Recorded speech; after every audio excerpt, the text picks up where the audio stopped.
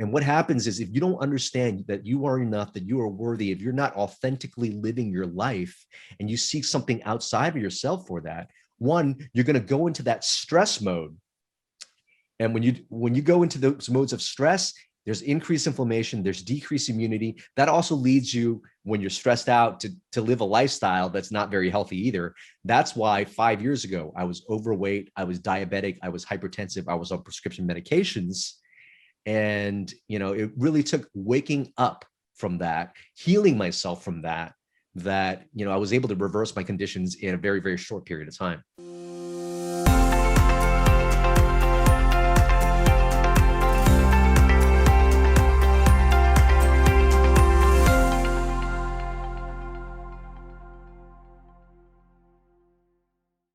Hey there, and thank you for tuning in today. I have a great interview for you with Dr. Kien Vuu. Dr. V's story is powerful and relatable. As a doctor with type 2 diabetes and high blood pressure, he felt like a hypocrite giving health advice when he himself wasn't healthy. In this interview, he talks about his big wake-up call that drove him to get his mind and health in order. He reversed his conditions in a matter of months and now helps others reach their Thrive state. He is the founder of Vuu MD Longevity and Performance Clinic. Dr. V is an assistant professor of health sciences at UCLA. He's a speaker and the author of Thrive State, your blueprint for optimal health, longevity, and peak performance. Dr. V did a fellowship in anti-aging, metabolic, and functional medicine. He has appeared in national TV and media outlets, including The Doctors, Access Live, and has done a TEDx talk. Now, my favorite part of this interview was Dr. V's vulnerability and self-awareness. He's not a doctor that talks the talk, he walks the walk and leads by example. Like me, we've both seen what happens later in life if you're not proactive and take care of yourself. When I was doing physical therapy, I saw people with advanced diabetes and heart disease, and it is not pretty. I'm so glad that Dr. V had the self-awareness and harnessed his power to take control of his health. By the end of this interview, you're going to be fired up. His passion and excitement for life is contagious. So don't just listen to this interview, take action. Commit to getting 1% better each day and you will make progress, my friend. I challenge you to write out on paper one simple thing that you will commit to do in the next 24 hours. I know that you're going to love this interview, so let's jump in. Before we dive into the interview, I wanted to let you know my brand new weight loss plateau quiz is officially ready. If you've been struggling to lose weight despite your best efforts and aren't sure what to do, go take this quiz. There are two main types of weight loss plateaus, mental and physical. So often I see people with a mental plateau trying to fix it with more dieting and more exercise. Like anything else in medicine, the treatment is only as good as the diagnosis. Because I am one, I'm going to give you a physical therapy example here. If you have back pain and your therapist is treating you for a strained muscle, when your root cause problem is a bulging disc, you won't get good results. You'll waste time, energy, and money trying to solve the wrong problem. Your time is your most precious commodity. I do not want you spending time trying to solve the wrong weight loss problem. And this quiz will give you clarity on your root cause weight loss problem. That way, you can create a specific treatment plan that actually works. Do not wait to get answers here. After you take the quiz, you're even going to get more information to help you break through your plateau. So I'm here to save you time. 2020 was a dumpster fire of a year, so don't put off your health any longer. Go take this quiz today at weightlossforhealth.com/quiz. That is weightlossforhealth.com/quiz. Dr. V, thank you so much for joining us today. This is going to be a really fun episode for our listeners. It's going to be value packed. We are just going to keep it lighthearted, but also kind of dig deep in some topics that we don't talk about a lot here. So first of all, introduce yourself. You have a lot going on in your world right now. We got to talk about the baby, new Yes. book, new podcast. Tell us what's going on. Lots of new stuff. Yes. My name is Dr. Kien Vuu. My friends and the people who like me, they call me Dr. V. That was given to me by the gym that I go to. I work out with some celebrities and everybody calls me Dr. V over there. But you're right. there's a launch of a lot of things in 2021, including the launch of my book, Thrive State, Your Blueprint to Optimal Health, Longevity, and Peak Performance. I have a new daughter. She's 2 months old. Kaya is 2 months old. There's a story around her birth that I found to be very amazing that I'd love to share when we get to that. And then I've got a new puppy. So some people say, Kien, how are you? Oh, and we're also launching supplements and all that type of stuff. So launching a bunch of things. People are saying, Dr. V, how are you getting sleep? I say, well, I'm not getting suboptimal sleep, but because I am, I am the brand of Thrive State, because I'm that, I show up with energy and I still feel really, really good. I'm like right there with you. I don't know, if you looked into me before this, but I have 2 kids. Did you know that? No, I didn't know that. Yeah. Okay. Yes. Dawson he'll be 3 in June, and he is so sweet, but a lot of work. And Leah is our little one, and she is going to be 1 in May. And so when you told me you had a daughter, I'm like, I get the sleep deprivation. I think I was up 3 times last night. I was up at 4 this morning. I show up with excitement and energy and enthusiasm because I absolutely love what I do. I don't care how much sleep I get. I'm always excited. And I could tell that that was in your personality too. And that's why this interview is just going to be such a joy for me. So tell me, what was the story around your daughter? Do you want to jump into that first? Yeah, sure. Yeah. Well, she was conceived when we first went into quarantine, as many babies are. There's going to be a big COVID boom of babies, but Yeah, the COVID boom. we were in the hospital and we decided we were going to induce. My partner is a little bit on the older side. She's nearly 40, and we were told by our gynecologist that the the likelihood of bad outcomes if the baby's in there too long increases with age. And so we decided we were going to induce. So we went in the hospital. We were about to we actually started the induction process. 30 minutes later, a nurse comes and says, we can't find the baby's heartbeat. Oh, okay, there it is. No worries there. I'm trying to get some Z's, thinking everything's going to be okay. A few minutes later, another nurse comes in. A few minutes later, another nurse comes in. Pretty soon the entire floor of nurses are in there. Then finally the doctor is coming in. They're doing an ultrasound and saying, we're looking at the heart. It's not beating very fast. We need to get the baby out now. And we weren't prepared for this. And so we were really nervous. Turns out we needed an emergency C-section. And when I was there, I saw the baby cry. They lifted baby Kaya up, above the surgical gowns and sheets, and I get to see baby. I cut the cord. I'm out there in the needle corner there, and then she starts turning blue. Oh my gosh. And her oxygen saturation starts, going down. And as a new dad, I'm worried about my partner who just had emergency surgery, but my baby is just turning blue, and they say we need to take her to the NICU. And I remember all these thoughts going through my head, like, do we make the right choice to induce? Is this the right hospital, we went to? Are these the right doctors for us? I remember thinking all these things. It turns out that baby, Kaya had a cord wrapped around her neck and her foot, and she wasn't getting circulation.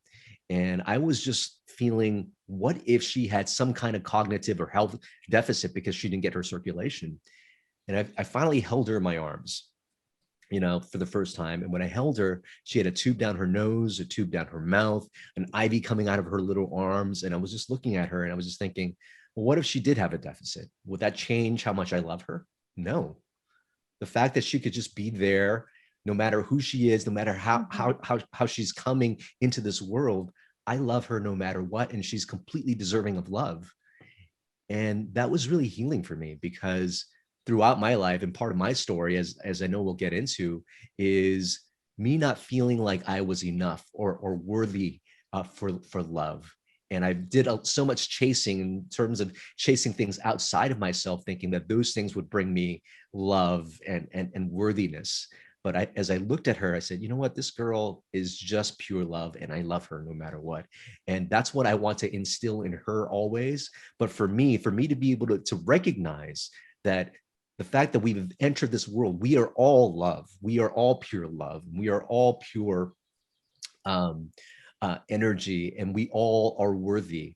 And so that was just a very, very healing thing for me. And I'm very tough on myself.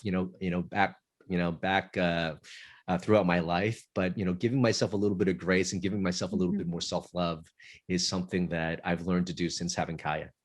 Oh my gosh, you're going to learn so much more. I mean, I haven't been a parent very long, but man, it is beautiful, but it's also, there's so many lessons to be learned, and you just grow so much as a person, and patience, and we just do our best. So before we really get into the meat of the interview, we have hatred going on against Asians right now. And I know Yeah. that we both have growing platforms, and I really wanted to start there because in your book, I wanted to read a quote that really touched me.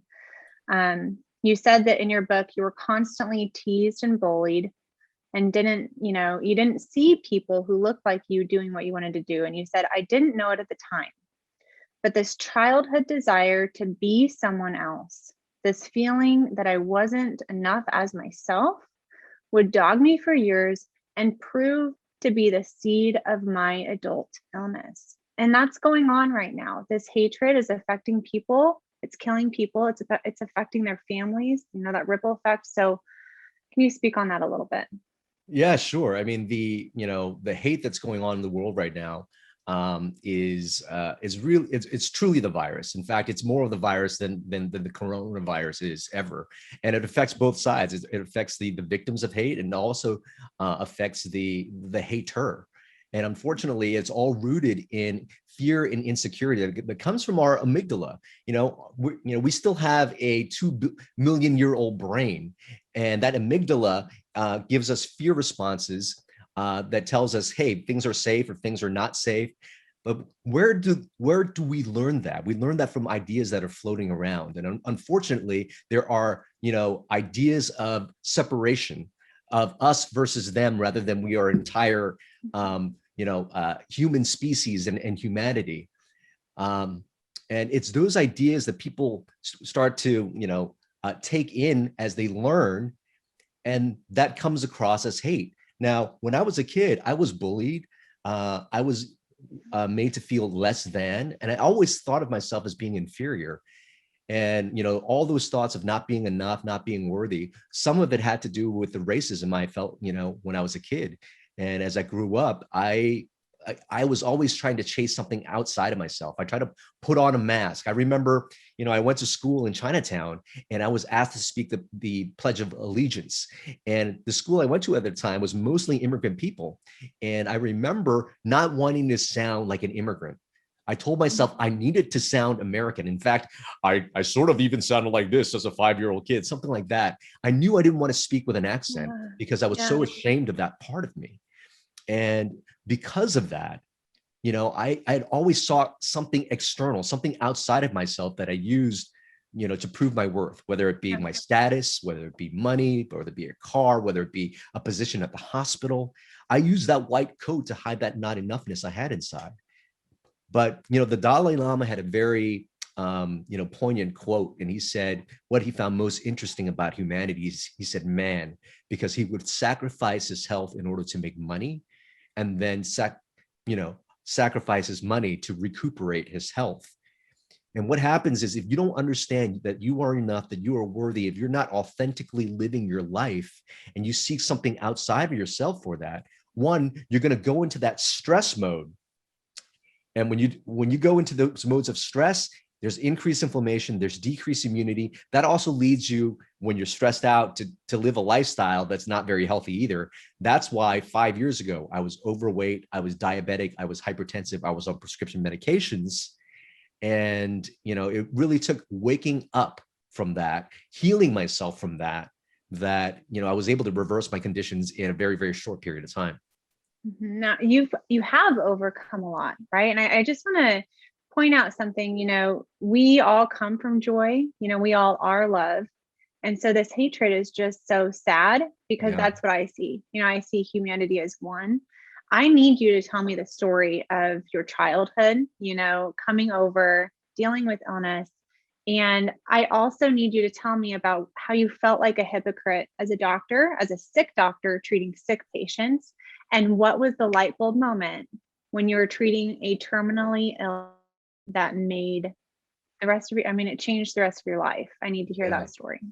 Yeah. So, yeah, I would probably say my health journey, my life journey really began when I was born. I was actually born in post-war Vietnam, 3 years after America had left Vietnam. And we were from the South. We were actually Chinese immigrants living in Vietnam. But, my parents were persecuted against because they were Chinese living in Vietnam. But when the communists came down and actually seized South Vietnam, they took over all the businesses, they took all the money. And my parents didn't think that there would be a future for me there. And so they had escaped on a refugee boat. So when I was only a couple of months old, like 4 or 5 months old, they took me and our, a very minimal amount of worldly belongings, entered this ship filled and packed with 2,000 refugees. We were packed like sardines. There was nowhere to walk. They took this infant. Here I am, a new dad now, thinking about, Kaya. Right? Like, isn't that crazy? How I can imagine taking an infant into a refugee boat, but we were on that boat for 8 months because there was no room in the refugee camp. So that boat was docked in the Philippines for 8 months. And I was actually the only infant that survived. My dad tells me the story of how I got dysentery and I had lots of diarrhea. And he held me in his arms and he was like, Kien, you were this floppy baby. We didn't think we were able to revive you. That was the one time they let us off the boat so that I could be resuscitated. Unfortunately, I lived.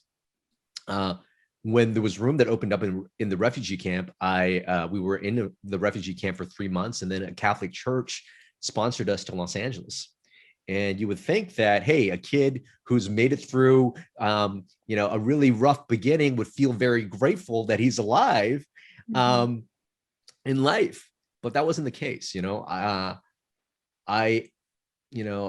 a very young age, and I don't know if it was TV or the surrounding people that were around me, but I really felt like I really felt inferior and less than. I felt like I was a poor Asian immigrant kid, and I got bused to a more affluent area because I was tested as highly gifted. So I got bused to an affluent school, but being a poor Asian kid in a rich kid school was no walk in the park. I mean, kids were making fun of the holes in my hand-me-down clothes, the stinky food my mom made, always, the chinky jokes and the accent, you chinky, go back to your home country, and things like that. Yeah. And so I really felt at that time that I needed to be something different outside of myself to actually be enough. I remember the people that inspired me. There were people that were, like Robin Williams, who really know how to make people laugh. Tony Robbins, who really was able to inspire with his voice. And then people that rocked the stage, like Mick Jagger. They really inspired me. But when I looked at those heroes, none of them looked like me. Yeah. And again, that feeling that having my own skin and being who I am just doesn't fit. And I always tried to be somebody else. And like I just mentioned, if you're not comfortable with who you are, if you're not comfortable with your authenticity, you're going to walk through life, in this stress state of chasing or wanting something else, right? And that chasing mode, that stress that you feel, actually gives you some very, actually gives mental disorders. In the far spectrum, the people that aren't comfortable with themselves have, depression, anxiety, even suicidal ideations. I probably had some mild forms of that, but in the, if you're not in that end of the spectrum, just being stressed from not being able to be who you are, that increases inflammation in your body. It decreases your immunity. It puts you prone to get chronic disease. And, that's what I got. I was always chasing these other things. I was neglecting relationships. I was neglecting my sleep, my nutrition. I was neglecting me. And I ended up being overweight, diabetic, and hypertensive. What happened right around that time I discovered, all of these things, everything happened, that moment in my life, it was like my lowest low, because that happened. I needed surgery in my shoulder and I wasn't sure if I was going to be able to do surgery anymore. And, the woman I was dating at the time left me for another man, only because I was so focused on succeeding that I was not present for that person. And I was feeling pretty bad. And I remember one day I was going to do a paracentesis, which is, removing fluid from somebody's belly. It was actually a 43-year-old pancreatic cancer patient that I was seeing. And when I was looking through the chart, I was thinking, man, I'm going to walk into this room and see this guy who is really suffering. But to my surprise, I open the door, I walk in the door, and I feel all this love and joy. Hey, Doc, how are you, man? His name is Ishmael. And I just remember being just greeted with such warm energy, and I felt it. And I asked him, Ishmael, how are you so positive and healthy right now? And he said, Doc, it didn't always used to be this way. I used to be somebody that was very sour, but, now, with my diagnosis, I do recognize something. No matter what is happening around me, I can always choose to show up because I have a choice in whatever I do, and I choose to show up with love, and I choose to spread joy. And I said, wow, this is amazing. Here's a man who's about to die, teaching me how to live. And he just sort of reminded me that I made the choice to, to think that I'm not enough. I made the choice to live the lifestyle that I did. And really at that moment, I started to make new choices that actually reversed all my diseases in a very, very short period of time. Well, that was really surprising. Not surprising to me, but I think surprising to the average person reading your book. You were able to reverse the diabetes, the high blood pressure in 4 to 6 months. Is that correct? Yeah. Right. And get off of your medication. So I think that that's hope for people who want to do this, but we have to recognize, I always talk about what's the root cause of disease. And I talk a lot about insulin resistance and inflammation. But then I think that we need to dig a layer deeper and say, like, what's the cause of that? Mm-hmm. And really, you mentioned earlier offline, negative programs. I'm talking more about limiting thoughts. What do we believe about ourselves? And okay, I give this analogy a lot, but I'm going to give it to you and then I'm going to let you elaborate on it. Sure. When it comes to losing weight and getting healthy, there's two gas pedals or two pedals, right? You're driving a car, gas pedal, brake pedal. Gas pedal is what we're doing. Brake pedal is how we're thinking. And for so many people, they're like, I'm dieting, I'm exercising, I'm sleeping, I'm reducing my stress. I'm not seeing any progress. What's going on?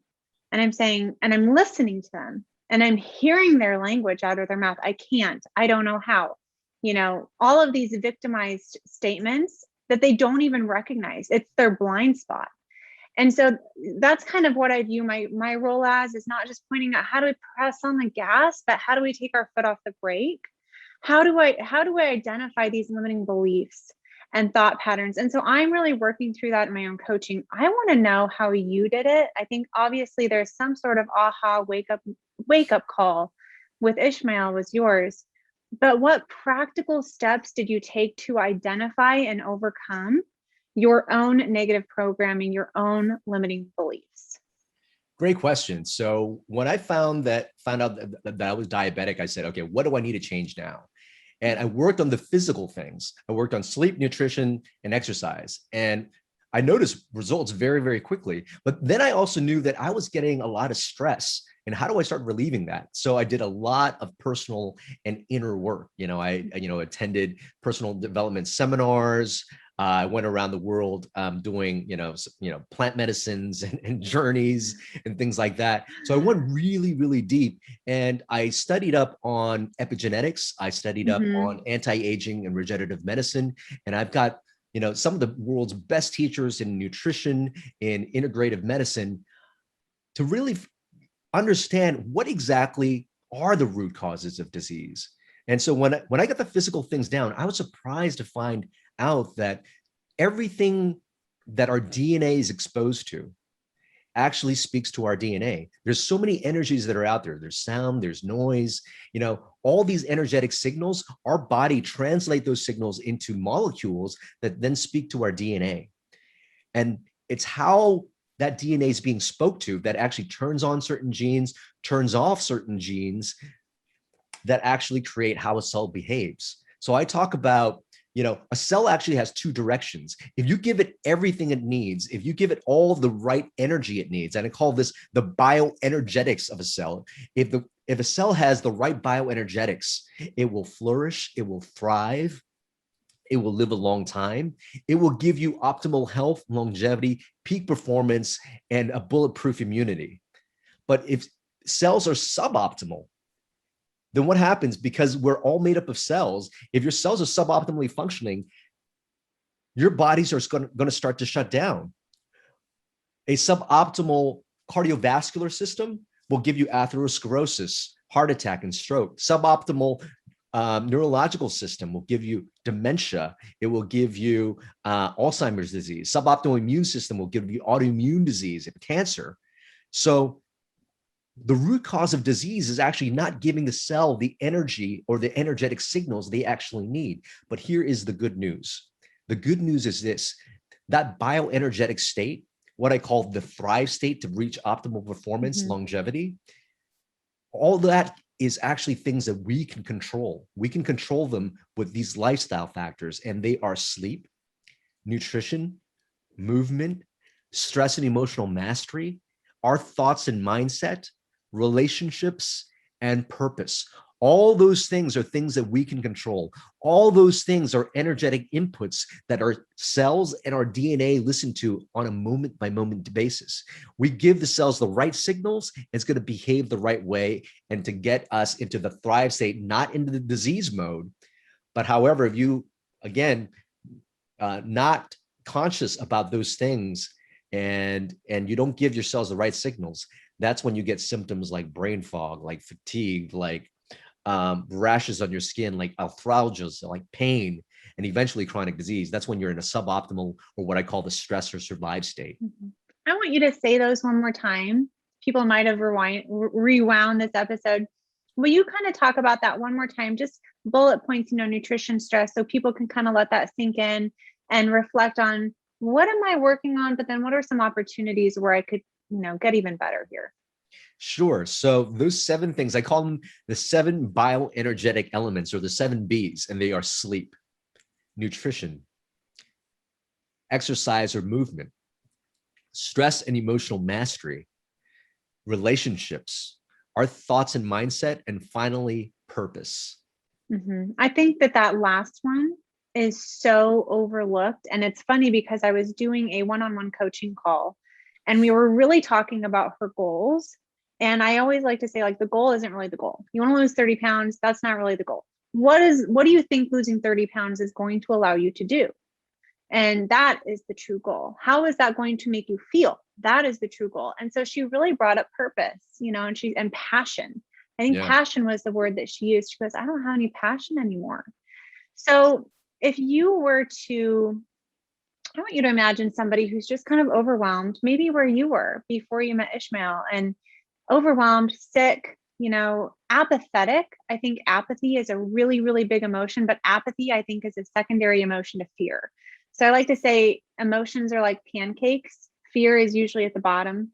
And then there are masks on top of that of like overwhelm, stress, worry, apathy. Where do we start? Where should somebody like that start?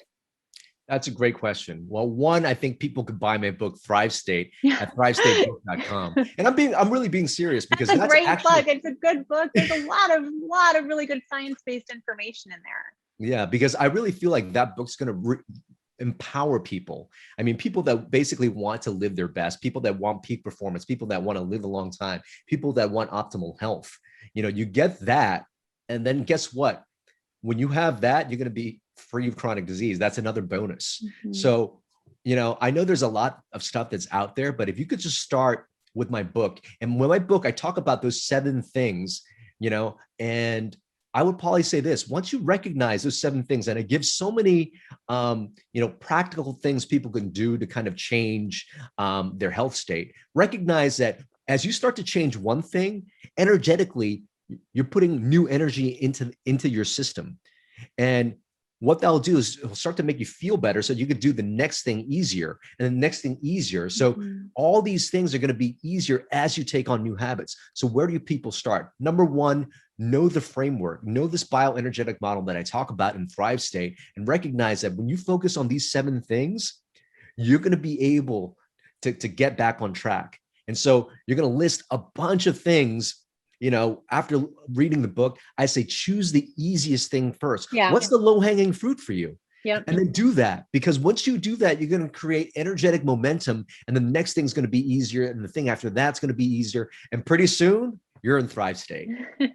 I think that it's important to say that too, because I think everyone's looking for this plan. What diet should I eat?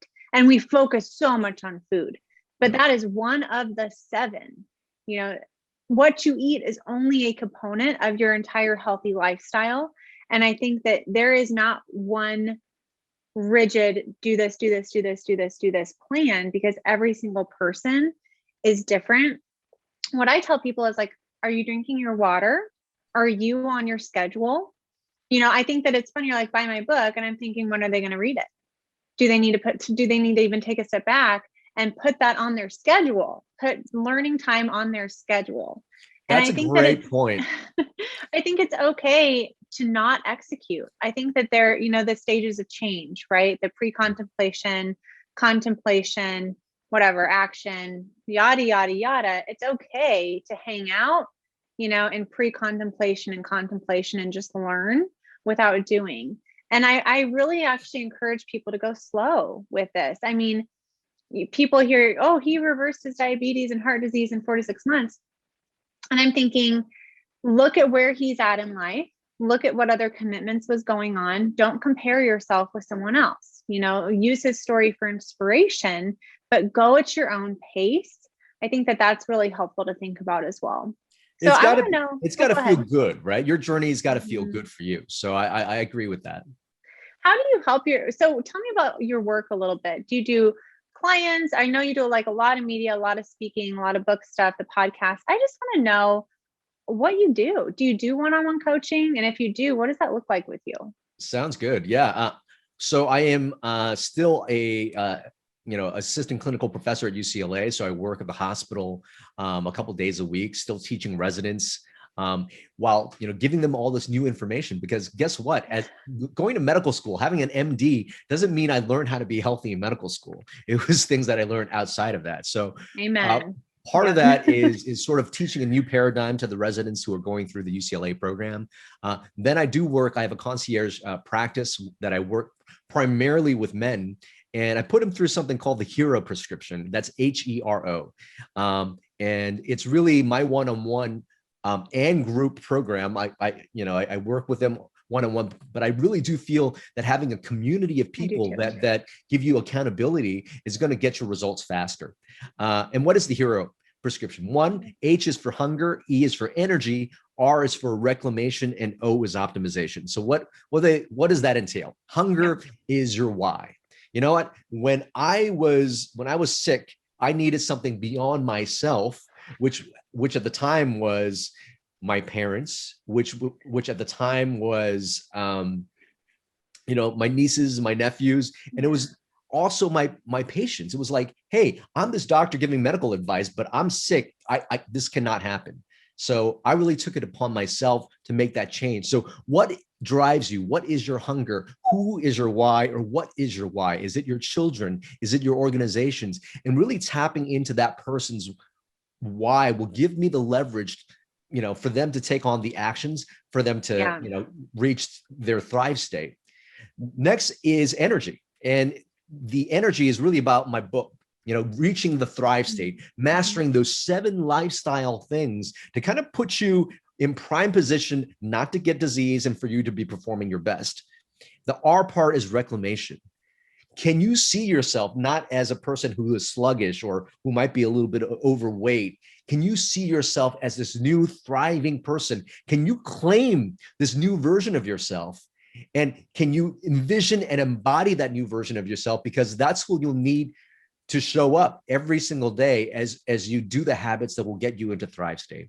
And then finally, there are people that are coming into me that want the extra optimization. I believe that everybody who reads my book, who applies that, is going to have a very, very low risk of getting any chronic disease. And if you happen to have one, it's possible that you might be able to reverse it too. But some people want to optimize. Yeah. And so optimization, involves doing a complete set of labs. So I'm looking at their hormones, I'm looking at micronutrients, I'm looking at their gut, and I'm optimizing all these things so that they can feel better, faster, and reach a level of performance that they've never, got to before. And the results that I gotten for myself, 4 to 6 months, I am getting with my clients even quicker than that in like 2 to 3 months. Well, yeah, we are our best guinea pig. You know, and I really like to say that. And I don't know if you saw me leaning, there's a sign behind me that says, keep your eye on your why. Yes. I don't know if it's reversed. And I'm so passionate about that because, you know, there's days when no one wants to go exercise. There's days when we all want to eat junk food that isn't good for us.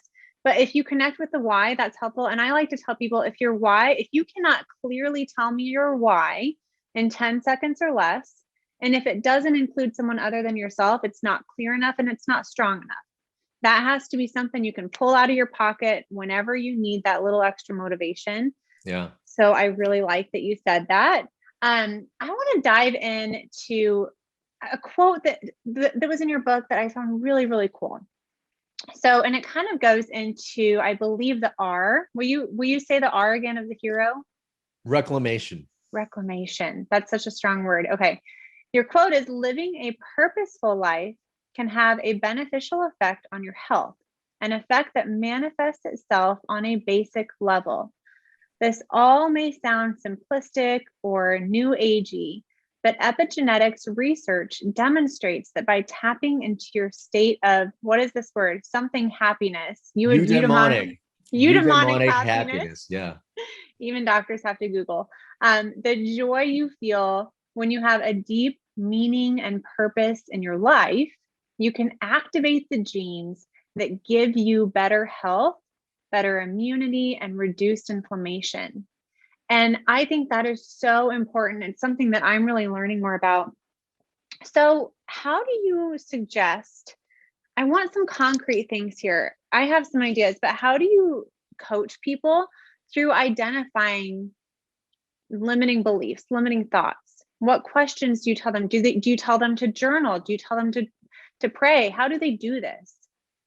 Yeah. So first of all, I think when we talk about beliefs, I also bring in emotions. So I tell people a few things. One, recognize that emotions and stress play a huge role on your health, right? So you've got emotions like anger, like hate, like we had just discussed, right?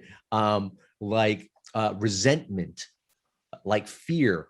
All those emotions, those lower vibrational emotions, actually creates biochemical mediators. They increase inflammation. They'll decrease your immunity. Inflammatory markers such as IL-1, IL-6, TNF-alpha increases. So all this inflammation is happening to you, and that puts you prone to get chronic disease. All those emotions do. However, you take the reverse. You've got emotions like love, like gratitude, like connection. All those higher vibrational emotions actually are the opposite of that. They are actually anti-aging, and they actually reduce inflammation. It actually increases your immunity, and it puts you in the very best states. So those are our emotions. So now we talk about beliefs and what beliefs are. Well, beliefs are something we happen to pick up over our lifetime that actually we use to filter out what's happening in the world. And how do you know something's limiting? Well, when you contract, when you feel like some of those negative emotional states come up, right? And say nobody in your family's passed away, you're not running away from a saber-toothed tiger, or if there's a need for that. But if you find yourself contracting into those lower vibrational emotional states because of something, you got to ask yourself, oh, why am I feeling that? It's because you're making something around you, some circumstance is making you feel contracted. There might be some belief that's there, and that is probably a limiting belief or a false belief that's causing you to get into those negative emotional states. So whenever you start to feel that way, start to ask yourself, okay, why do I feel that way? Oh, okay. That's because I'm not enough, or I'm not a great public speaker. Identify that, because that's not true. Right. So your beliefs are the things that you use to filter through what's happening in your life. And you could always question that. You could always question, why do I feel this negative way? And when you can question that, I have this technique that I have people start to, shift the way we feel. And you start to feel negative or contracted, take 10 slow, deep breaths in through your nose, out through your mouth, very slowly. And this really drops us into our parasympathetic state and activates our vagus nerve. And then whatever charge that gave us that emotion, it'll start to lessen. Okay. And then at that point, I have people ACT. which stands for awareness, choice, and take action. Have the awareness. Why do I have this negative thought right now? Or why am I feeling negative right now? Is it something that's happened to me in the past? Is it, is it that false limiting belief that's coming up again? Have that awareness. Say, okay, well, all right, that's that false belief. C is choose. Aha, there's that negative belief again, but I don't have to believe that. What can I believe instead? What would I like to feel instead? Define that for yourself at that moment, choose, and finally take action. If I want to show up with joy and gratitude right now, if I choose to show up with joy and gratitude right now, what's the first thing I can do? Let's say you're arguing with your spouse. Okay, let me pause, create space, and act. How do I want to show up? I want to yell, but no. Can I greet somebody with love instead? Can I be a generous lover instead in this moment? And I feel with all the AAPI hate going on, we can do that on both sides. Viktor Frankl has a quote that I found to be very powerful. He said, between stimulus and response is a space. And in that space is our power to choose our response. And in our response lies our growth and freedom. So if we can recognize, if we could always just pause and recognize that we have a more powerful choice as to how we show up in the world, how we deal with our own health, how we serve other people, recognize we always have that choice to choose something greater. We could always show up as a better version of ourselves. And when we do, we create a world where people can show up for each other as well. It's so beautiful. I highlighted that part in your book. I always get books on Kindle, and then they have 4 highlight colors. And so I have one color for each kind of thing that I want to remember. And I highlighted that one for sure. I love that acronym ACT. I'm going to ask you to repeat that again. I'm getting super into acronyms and iterations because I can tell you're a teacher, right? And I think that the best coaches are the ones that can teach the best. They make it simple. They make it easy to remember. And I'm really working on that. And so tell me that acronym one more time for people, because that is a good one that I'm going to give you credit for, but I'm probably going to reuse in the future. Very good. Yeah. It's in my book, and it's also in the Thrive State Accelerator, which is actually a course that's launching in a couple of weeks. You get to learn that and practice that with the community. But this technique is called create space and act. You create space by taking those 10 slow, deep breaths to drop into parasympathetic and activate your vagus nerve. And ACT stands for awareness, choice, and take action. Okay. So tell me this. I don't know if you agree with this or not. You know how people, when they're stressed, they go eat. And I think the parasympathetic nervous system, big meta here. There's the parasympathetic nervous system. That's the rest and digest. And there's the sympathetic nervous system. That's the fight or flee. So I think sometimes people go to food because their body's saying, you need to activate that parasympathetic nervous system. I'm stressed out here. Go eat, because that's going to help activate that system. And I'm like, well, why can't we just rest without digest? Do you agree with that? Is that kind of what you mean with this 10 slow, deep breaths? Yeah, not quite that, but tell me more. You mentioned a very good point, because when we get stressed out, we want to relieve that stress, and we have different ways of doing so. And we reach for things that kind of give us a dopamine hit. And for some people, these negative emotional states like boredom, like stress at work, and all these things want us to relieve that negative emotional state. And again, if you find yourself in those negative emotional states and you have a craving, you could even use that technique to stop that craving. If you've got a craving, you say, no, stop, create space, and then act. There's that craving again. Why am I having that craving? Oh, it's because I'm kind of stressed out right now, or my microbiome's whacked because I'm eating a bunch of sugar. That's where that craving is. I don't want this because I want to choose to be the best version of myself. All right, I'm going to take a walk instead, or drink. I drink a lot of sparkling water when I crave, certain things that is not healthy for me. But you're right. People have, different ways of soothing. And unfortunately, a lot of bad habits that affect our bioenergetic state happens in a stress state. So really important to have good stress reduction techniques and have healthy habits when you've got, have healthy stress reduction habits rather than reaching for, the phone or binge watching TV or, just lounging around and not being active. Have better habits. I like to say, thinking problems are solved by thinking.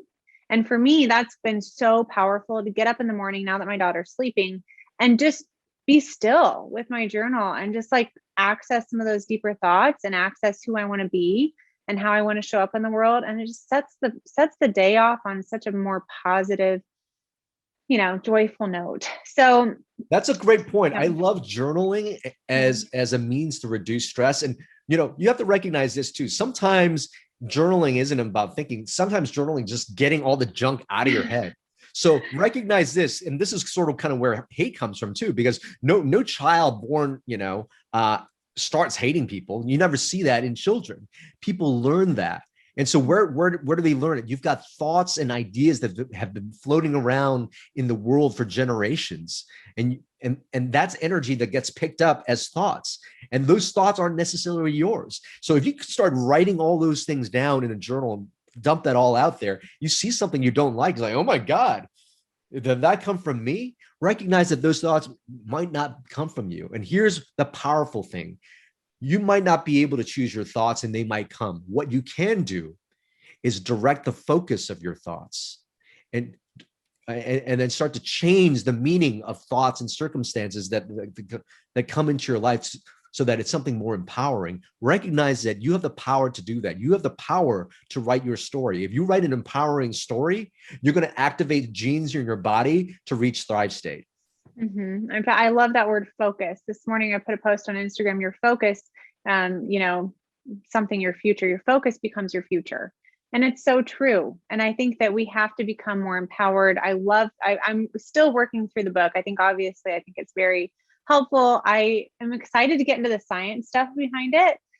There's some stuff in there that I haven't even dug super deep into. So I'm really looking forward to that. Now, before we sign off here, obviously, I want people to know where they can find you, where they can connect with you. But first, I always like throwing in a pop-up question. You've done a lot in your life. You've overcome a lot in your life. What are you most proud of? I'm most proud of my daughter. Yeah, pretty special.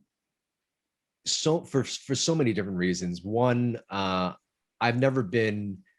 always been afraid of relationships. And whenever things get hard, I'm somebody that always runs the other way. But when the gift of COVID came last year, it really forced myself and my partner, who were having some issues at the time, to come together. And there was a lot of negative and small children in us that did not heal. But we were forced in a situation together where we got to see each other. We got to, we didn't blame each other for showing up as our ugly version of ourselves. We were able to see each other and say, oh, wow, that ugliness is probably a child that has not really healed. And how do I show up differently? How do I choose to show up differently? I could show up, head on because we're yelling at each other and that could escalate. Or I could say, hey, you know what? Hurt people hurt people. And this kind of goes back to what's happening, with the AAPI community. I look at the people who are hating right now, recognizing that probably comes from somebody who is hurt as well. So how do we act? For me, I say, well, when I want to show up and react sometimes to some of the anger that's thrown at me, can I show up with more love? Can I show up with more compassion? And really, my relationship has been just that, and it's beautiful, and I'm proud of myself there. And certainly Kai is a result of that relationship. And she's given me so much healing, just by being present, being alive, and seeing that. And, that's been so amazing. So she is definitely my proudest kind of moment achievement, so to speak. I love that. And your story is so beautiful. I have one more quick question before we sign off. I have to ask. You said that you work out with celebrities. And so then I'm like, oh, I wonder if he's going to name drop. And then you didn't.